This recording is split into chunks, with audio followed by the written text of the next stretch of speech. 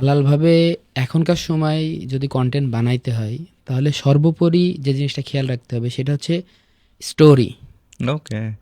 Story যদি আপনি music বাদ দিয়ে দেন, হারাম জিনিস সব বাদ দিয়ে দেন, যদি স্টোরি আপনি সুন্দর করে বলতে পারেন তাহলে একজন দুটো কথা বলেও সে বড় পর্যায়ে যাইতে পারে।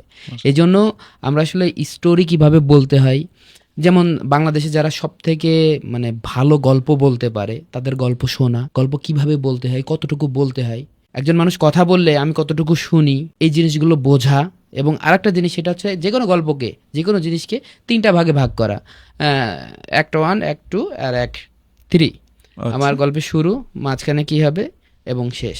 আচ্ছা। তো প্রথমে যদি কেউ এইভাবে প্র্যাকটিস করে তাহলে তার জন্য যে কোনো কন্টেন্ট বানানো একদম ইজি ইনশাআল্লাহ, মানে যে কোনো জনরার আমি আমি তোমার মতো ভিডিও বানাই স্টোরি বেসড, আমি হয়তো বা ইনফরমেশন টাইপের ভিডিও বানাই, বিজনেস বা যে কোনো টাইপের ভিডিও বানাই কিনা, কিন্তু আমাকে স্টোরিটা মেনটেন করা গুরুত্বপূর্ণ। অবশ্যই অবশ্যই। Fantastic, fantastic.